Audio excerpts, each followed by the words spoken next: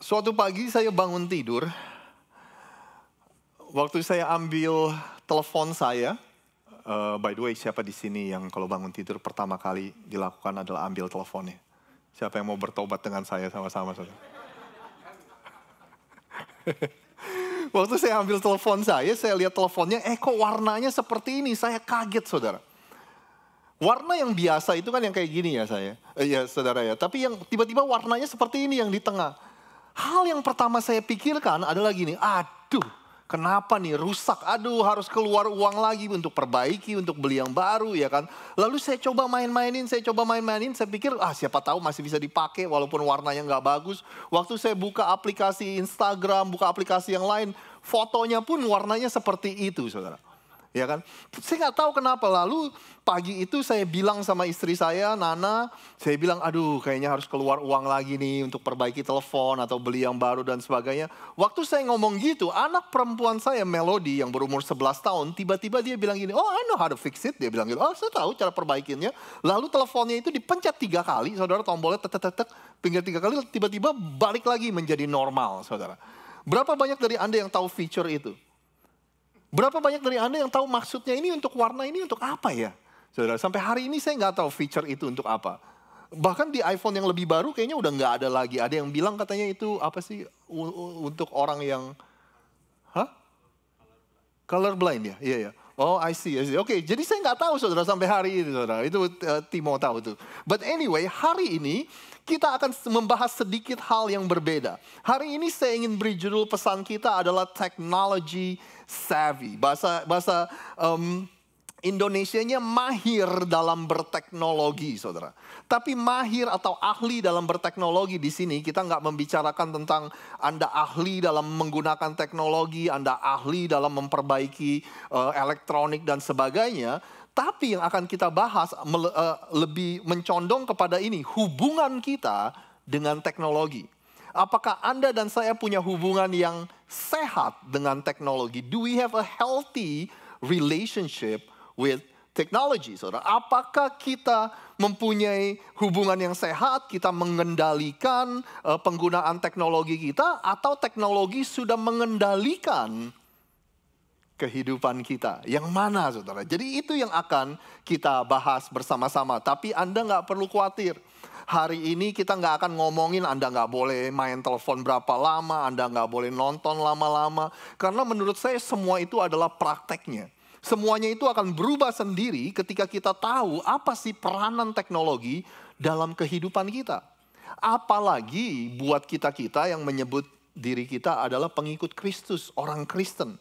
Sebagai orang percaya, bagaimana seharusnya kita melihat teknologi yang ada di dunia sekeliling kita hari ini, saudara? Nah, disclaimer dulu sebelum kita mulai. Saya ingin menyatakan sesuatu dulu. Saya ngomong ini atau saya khotbahin ini bukan karena saya adalah orang yang paling sehat dalam berteknologi, saudara. Jadi posisi saya di sini bukan yang ngajarin Anda, tapi posisi saya justru sebagai orang yang menurut saya, kok saya mulai mempunyai hubungan yang gak sehat ya dengan teknologi. Terlalu banyak main telepon, pokoknya dikendalikan dengan teknologi di sekeliling kehidupan saya, saudara. Kalau Anda tahu dan Anda sudah bergereja sekian lama di tempat ini, setiap awal tahun kita memulai tahun kita dengan 21 hari doa dan puasa.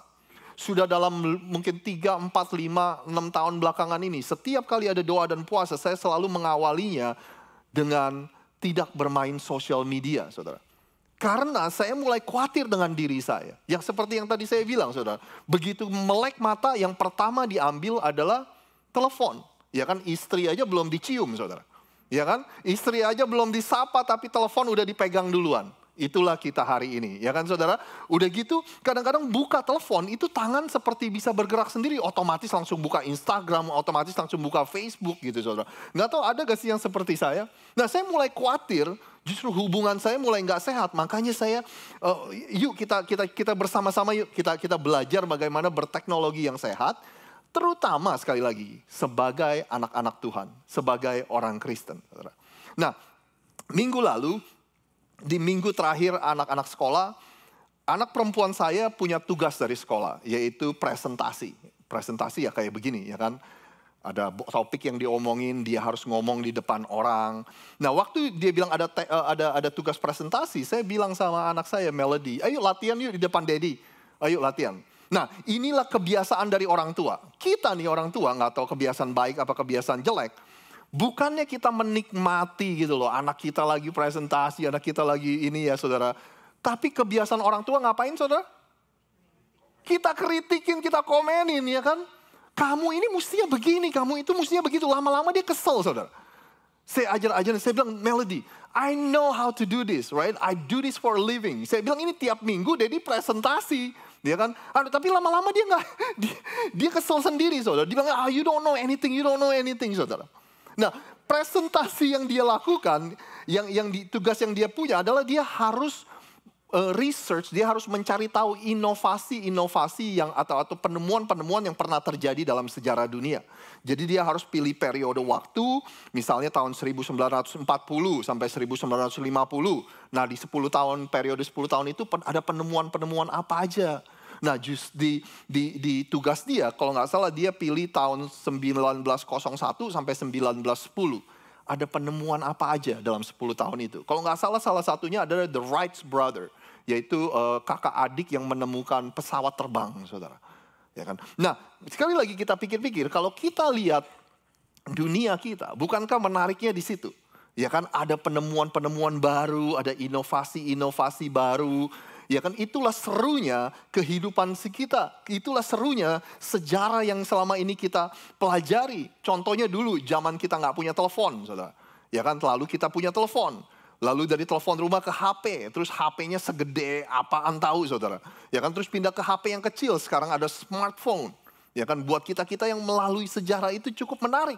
Ya kan, terus juga di zaman kita nggak pakai komputer. Terus tiba-tiba ada komputer, terus dari komputer desktop jadi ada laptop.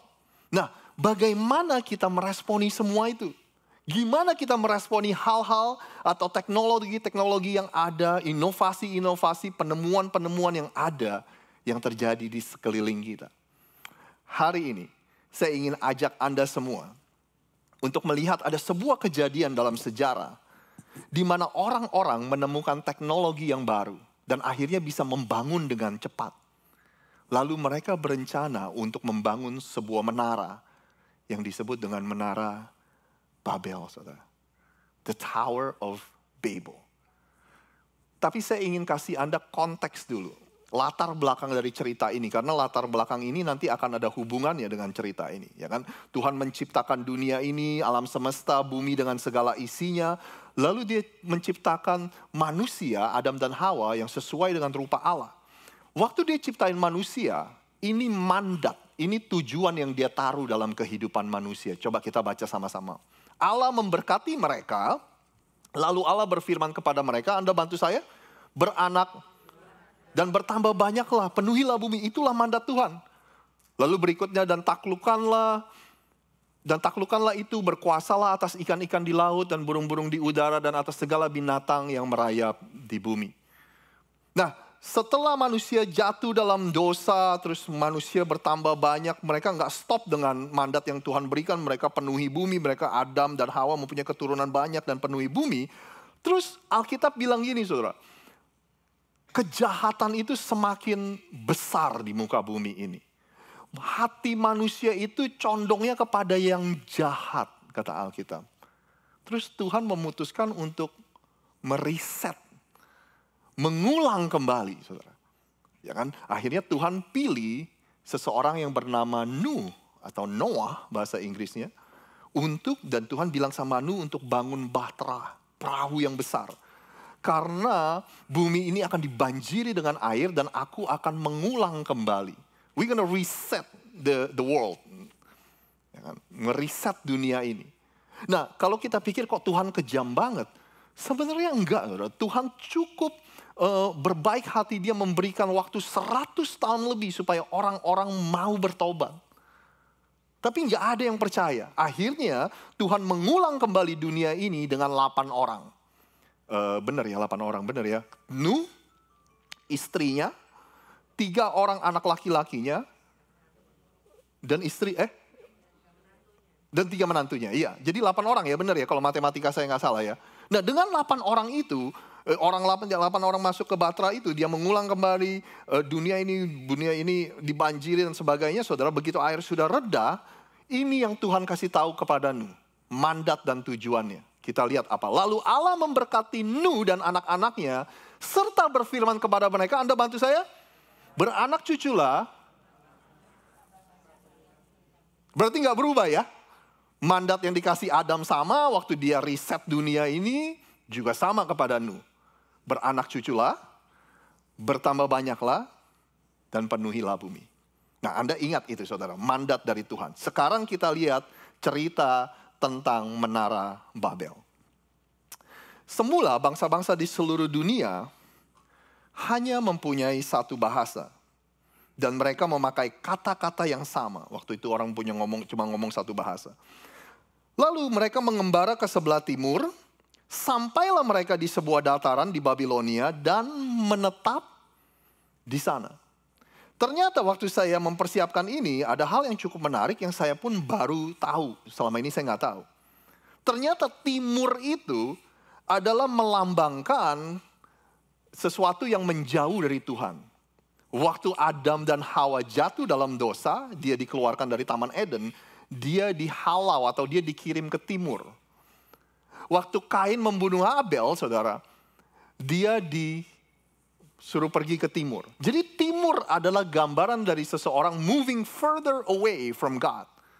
Nah, dalam bayangan saya di cerita ini, orang-orang mungkin sudah cukup mapan, orang-orang mungkin merasa dia nggak butuh Tuhan, akhirnya mereka memutuskan untuk pergi ke timur. Mereka merasa bahwa Tuhan itu, dia nggak perlu Tuhan lagi di rumahnya, di hidupnya. Jadi dia menjauh ke timur dan mereka menemukan sebuah daerah yang disebut dengan Babilonia.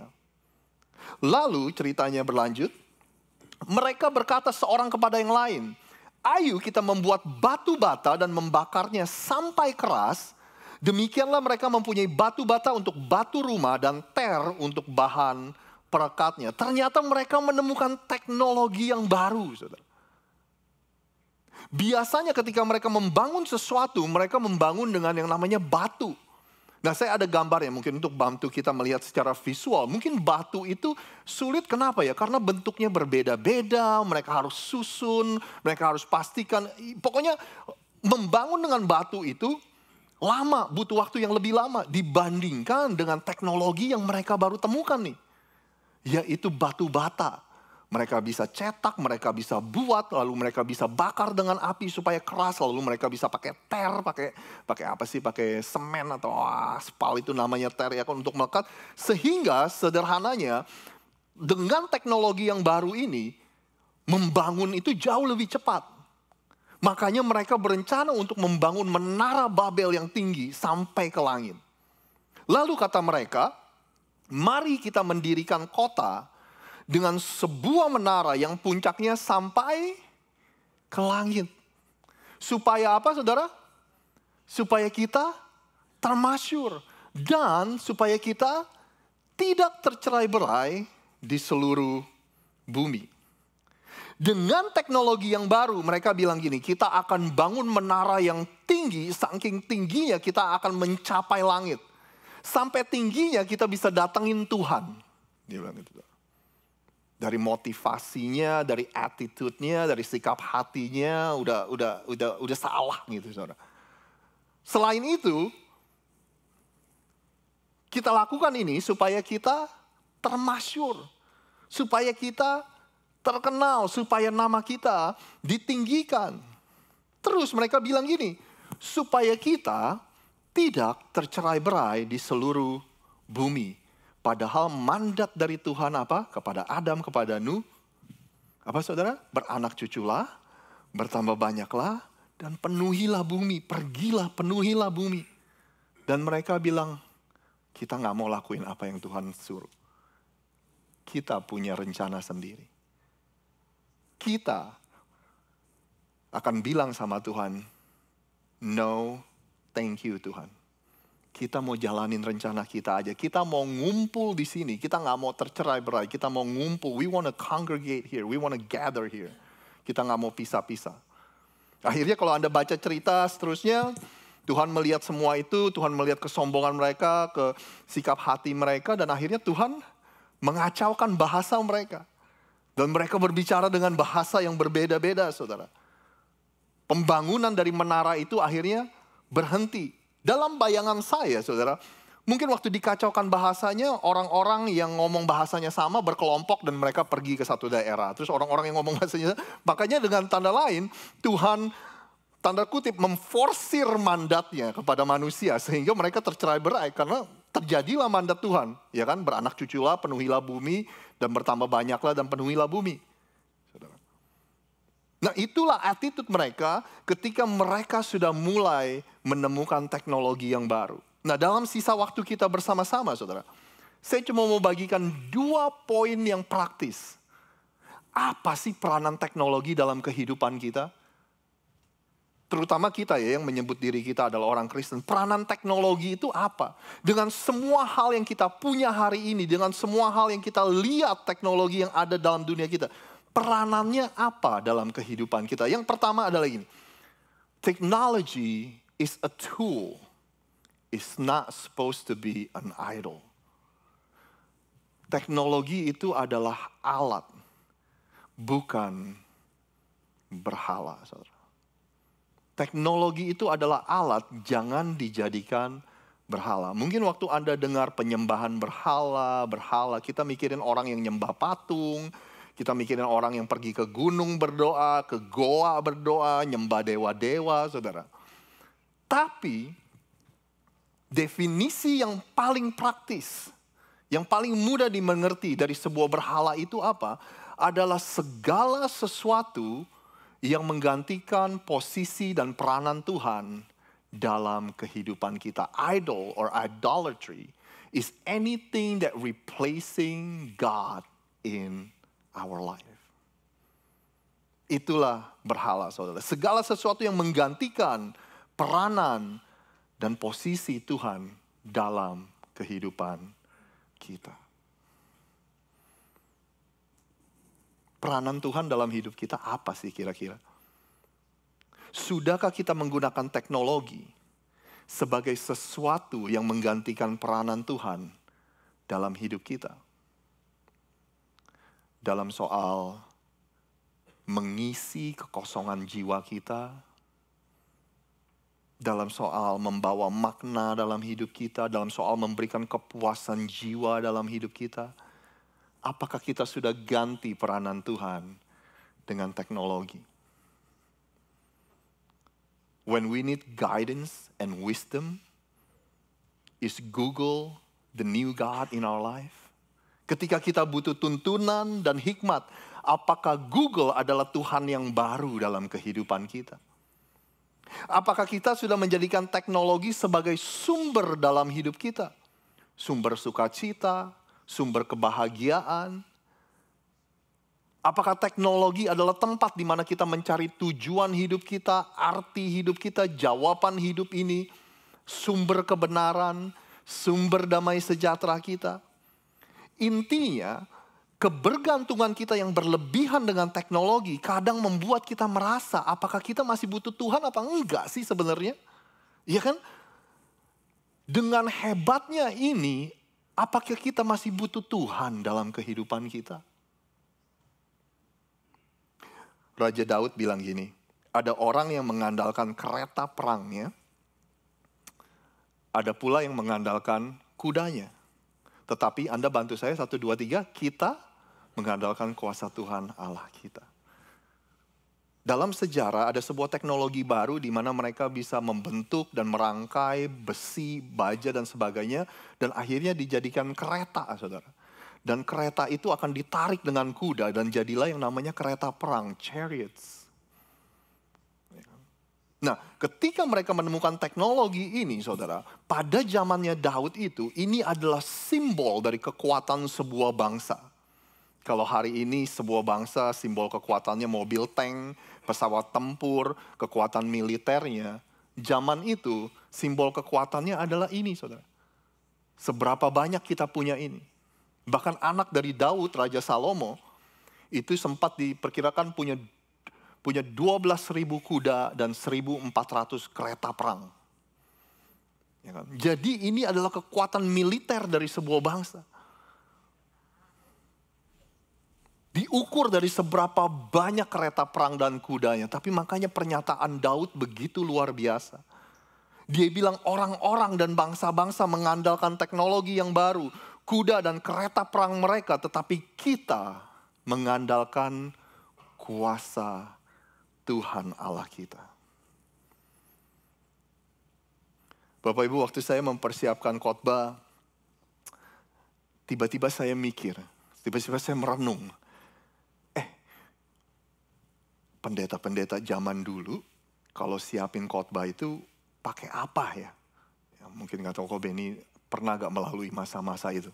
Ya kan, kalau kita pendeta zaman now kan, kita punya buku, kita punya Bible commentary, study Bible, yang pasti kita harus punya Google dan laptop kita, itu harus kan saudara. Ya kan, zaman dulu mungkin ada kaset-kaset ya yang dijual ya atau apa gitu. Tapi saya tiba-tiba, perenungan saya semakin dalam saudara. Tiba-tiba saya mendapat gambaran, sebuah gambaran yang menurut saya begitu indah dari pendeta-pendeta zaman dulu. Pendeta-pendeta zaman dulu mungkin mereka harus duduk dan ngobrol sama Tuhan dan menunggu Tuhan berbicara kepada mereka. Dengan kata lain mereka itu harus mendengar dari Tuhan. Dengan kata lain mereka bilang gini kasarannya, Tuhan ayo dong ngomong sama saya. Kalau Tuhan gak ngomong, saya gak tahu harus ngomong apa hari Minggu. Saya gak tahu apa yang harus saya khotbahin. Waktu saya merenungkan itu, saya justru merenungkan sesuatu yang indah saudara. Di mana kebergantungan kita itu sama Tuhan, bukan sama yang lain. Berita baiknya hari ini, momen-momen yang indah seperti itu bukan cuma untuk pendeta yang lagi mempersiapkan khotbah, tetapi itu bisa menjadi bagian dari kita semua, saudara. Bayangkan kalau dalam hidup kita sehari-hari, kita benar-benar memperjuangkan waktu kita untuk disconnect, untuk unplug, untuk berhenti sementara dari teknologi kita. Supaya kita bisa menikmati momen-momen bersama dengan Tuhan. Tanpa gangguan, saudara. Bayangin ketika Anda dan saya benar-benar membutuhkan jawaban dari permasalahan kita. Tuntunan kemana kita harus melangkah. Kita nggak lari ke Google, tapi kita lari ke Tuhan, saudara. Dicatat di kitab Yakobus, kalau kita kekurangan hikmat, kita bisa minta sama Tuhan because He will give us generously. Dia akan dengan murah hati memberikan kita hikmat waktu kita minta. Saya nggak bilang kita nggak usah pakai Google lagi, saya nggak bilang kita nggak usah pakai teknologi lagi. Saya rasa Anda tahu maksud saya. Tapi ketika kita bergantung yang berlebihan dengan segala sesuatu termasuk teknologi, terkadang itu membuat kita merasa kita nggak butuh Tuhan lagi. Apapun yang menggantikan peranan dan tempatnya Tuhan, itu disebut berhala, saudara. Jadi yang pertama, teknologi itu is meant for a tool. Teknologi itu adalah sebagai alat. Jangan dijadikan sesuatu yang menggantikan tempatnya Tuhan. Anda masih mengikuti, saudara? Ya. Yang kedua sekarang, saudara. Teknologi adalah sebuah kesempatan. Technology is an opportunity, not a substitute for a real relationship. Teknologi adalah sebagai sebuah kesempatan, tapi bukan substitusi atau bukan pengganti dari hubungan yang sesungguhnya dalam kehidupan kita sehari-hari. Kita semua udah tahu dan gak perlu lagi dijelasin betapa teknologi membuat komunikasi itu menjadi lebih mudah. Anda setuju gak, saudara? Ya kan? Dan bukan hanya lebih mudah kita bisa komunikasi dengan orang yang ada di belahan dunia yang lain. Bukan hanya lebih mudah tapi juga lebih murah hari ini, saudara. Saya sering cerita sama Anda ketika saya pertama kali datang ke Amerika tahun 97 untuk telepon ke Indonesia harganya $2,5, saudara. Kita telepon 10 menit itu udah $25. Kita telepon setengah jam itu udah $75. Tapi hari ini kita bisa komunikasi dengan mudah dan dengan murah. Mungkin dulu pacaran LDR, long distance, itu udah susah banget, saudara, dan mahal banget. Hari ini Anda pacaran jarak jauh, udah bisa ada FaceTime, video call, saudara. Dan dengan murah dan dengan gratis mungkin kita bisa menyebutnya. Tapi kita nggak pernah menyadari ini. Teknologi allow us to go wide, but not deep. Teknologi memberikan kita kesempatan untuk memperluas hubungan kita, tapi tidak memperdalam, saudara. Saya ulangin lagi, this is really good. Technology allow us to go wide, but not deep. Teknologi mengizinkan kita untuk memperluas hubungan kita, tapi nggak memperdalam hubungan kita. Ada satu statement dari seorang terapis berasal dari Kanada. Dia bilang gini, social media can make us into mini celebrities.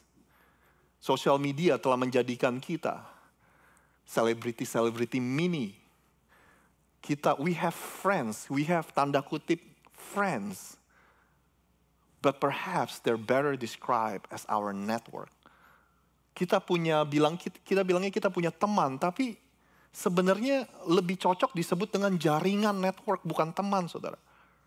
There's much less personal deep connection. Hubungan itu tidak dalam, tidak personal. This is why we can have 1,000 friends and feel utterly lonely. Makanya kita bisa punya ribuan teman, ribuan followers, centangnya biru, hijau, ungu, gak tahu lah apa hari ini, saudara. Tapi dalam kehidupan sehari-harinya, kita gak punya teman yang sejati. Jadikanlah teknologi sebagai sebuah kesempatan untuk memperluas jaringan kita. Tapi itu gak pernah itu nggak seharusnya dijadikan sesuatu hubungan yang real, saudara. It's not meant for us to go deep technology. Kita nggak bisa punya hubungan yang dalam dengan teknologi. Kita lihat beberapa contohnya. Kita lihat hidupnya Yesus. Dia berkhotbah di depan ribuan orang, dia berkhotbah di depan ratusan orang. Tapi yang dia benar-benar punya hubungan yang deep, yang dalam, yang core, yaitu adalah dengan orang 12 murid-muridnya. Hari ini ada banyak dari kita yang hidup di dalam ilusi, di mana karena saya punya 1,000 teman, karena saya punya 1,000 followers, karena saya dapat 100 like, karena saya dapat 1,000 view, itu adalah teman-teman saya. Hari ini, saudara, ada banyak dari kita yang gak punya teman dalam kehidupan sehari-harinya. Ya kan? Kenapa? Karena kita mempunyai kebiasaan, kita lagi nongkrong sama orang, kita lagi ada orang di depan kita, tapi yang kita DM adalah orang yang di Indonesia. Ya kan? Gimana kita mau punya hubungan yang real? Ketika ada orang yang ada di depan kita, tapi kita ngomongnya kita fokusnya dan WA-nya sama orang yang ada di Indonesia. Gimana hubungan itu bisa deep, bisa dalam kalau itu terjadi, saudara? Teknologi seharusnya bukan substitusi untuk hubungan yang sesungguhnya. Contoh lain selain Yesus, murid dari Yesus yang namanya Yohanes, saudara. Dia tulis surat kepada gereja-gereja yang ada. Dan salah satu yang dia tulis adalah gini, saudara. Mungkin gereja-gereja yang dia pernah kunjungi lalu dia tulisin surat. Dia bilang gini, banyak hal yang harus kutuliskan kepadamu. Tetapi aku tidak mau menulis kepadamu dengan apa, saudara? Tinta dan pena. Aku harap segera berjumpa dengan engkau dan berbicara berhadapan muka. Ada teknologi yang disebut dengan kertas, pen, dan pena, dan tinta pada waktu itu. Saya bisa pakai teknologi ini untuk kita komunikasi. Tapi Yohanes bilang, saya nggak puas. Saya nggak sabar untuk ketemu kamu dan berhadapan muka dengan kamu. Rasul Paulus, dia tulis ini kepada gereja yang ada, orang Kristen yang ada di kota Roma. Aku berdoa, semoga dengan kehendak Allah aku akhirnya beroleh kesempatan untuk mengunjungi kamu. Rasul Paulus tulis surat ke gereja Tesalonika, tetapi kami, saudara-saudara yang seketika terpisah dari kamu, jauh di mata, tetapi tidak jauh di hati. Jangan-jangan kita ngambil istilah itu dari Alkitab, jauh di mata dan tidak jauh di hati, dekat di hati. Sungguh-sungguh dengan rindu yang besar telah berusaha untuk datang menjenguk kamu. Satu lagi, Rasul Paulus tulis surat kepada temannya Filemon, sementara itu tolong sediakan kamar untuk saya di rumahmu. Sebab saya harap Allah mengabulkan doa-doa saudara-saudara semuanya dan membawa saya kembali kepada kalian, saudara. Teknologi itu ada sebagai sebuah alat. Jangan dijadikan sesuatu untuk menggantikan tempatnya Tuhan. Teknologi itu ada sebagai sebuah kesempatan, tapi bukan substitusi atau pengganti dari hubungan yang sebenarnya, saudara. Anda mengerti maksud saya? Amin, saudara. Saya ingin tinggalkan Anda dengan ini. Akhir-akhir ini saya menyadari sesuatu yang dua anak saya sering banget ucapkan. Buat Anda yang punya anak-anak kecil mungkin Anda bisa konfirmasi.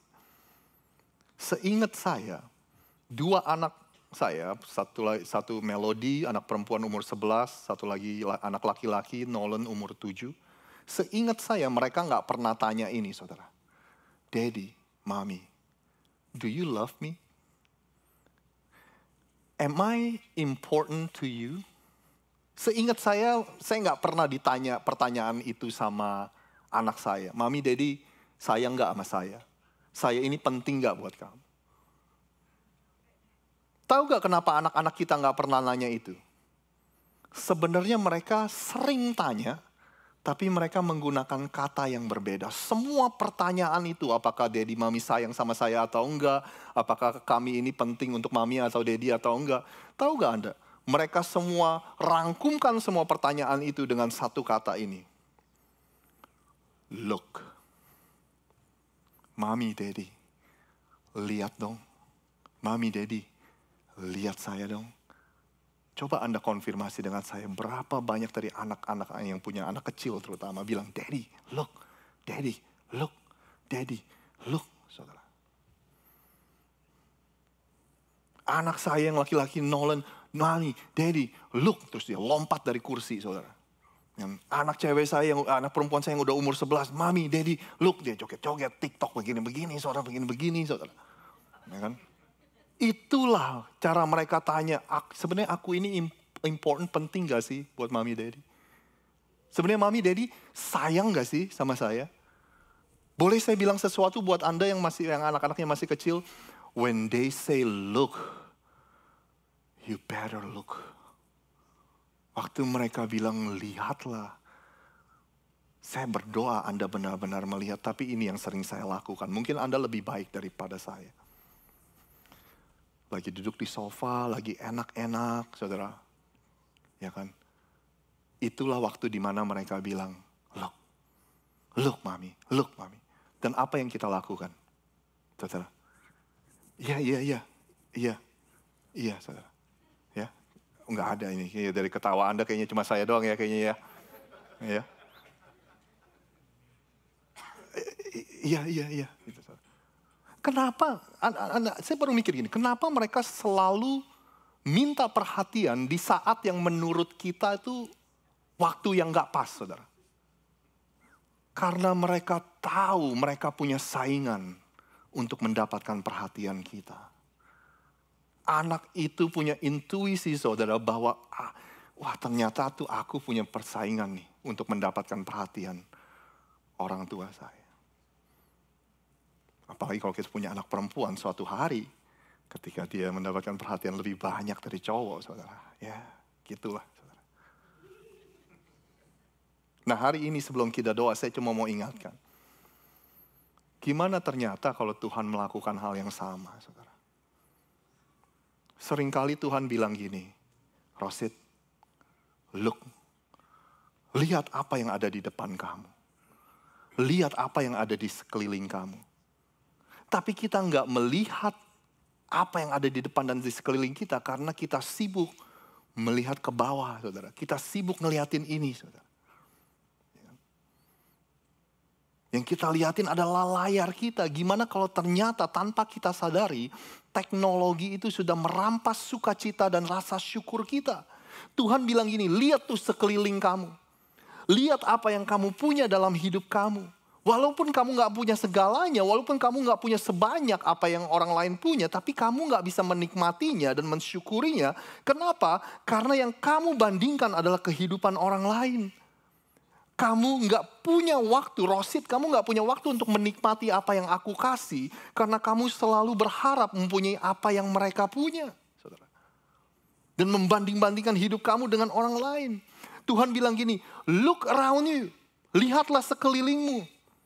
Tuhan bilang gini, lihat orang-orang yang aku sudah taruh di sekelilingmu.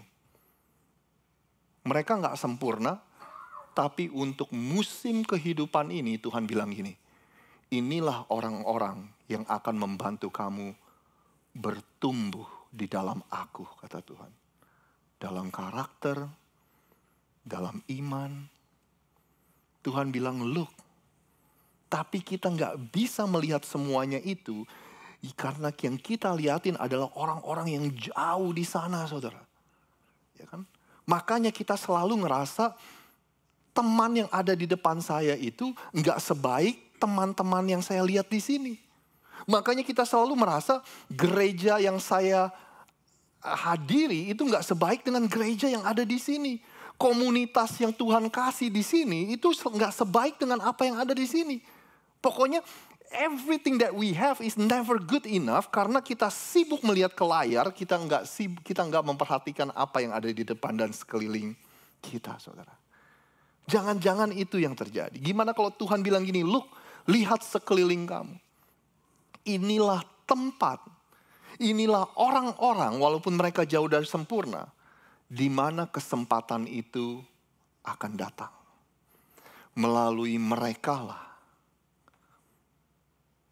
orang-orang yang ada di depan kamu dan di sekeliling kamu, kesempatan itu akan datang. Tapi seringkali kita miss itu, kita kehilangan kesempatan itu karena perhatian kita tersita dengan apa yang kita lihat di sini, saudara.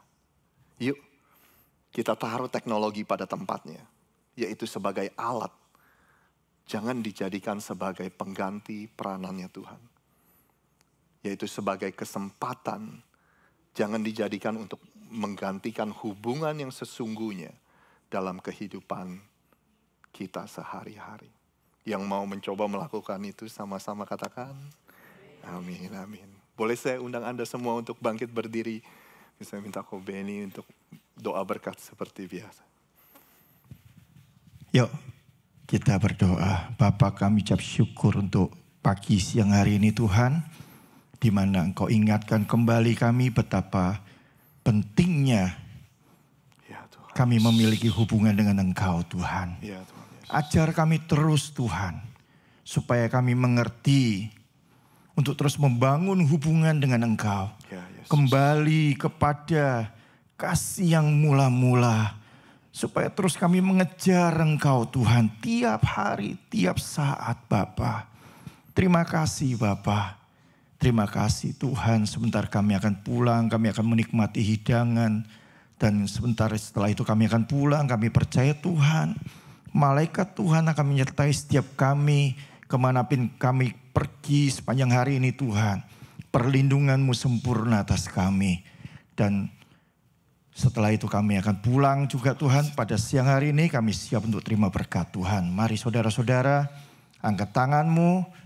Pulanglah dengan kasih karunia yang berlimpah-limpah, kebaikan, kemurahan dari Bapa kita di surga. Cinta kasih daripada anak yang tunggal Yesus Kristus, serta persekutuan yang manis dengan Roh Kudus menyertai kita mulai dari hari ini sampai selama-lamanya. Mari kita yang percaya kita terima berkat sama katakan, amin. Tuhan Yesus memberkati. Tuhan Yesus saudara. memberkati, kasih salam samping kiri kanan katakan, Happy Sunday, Tuhan Yesus memberkati.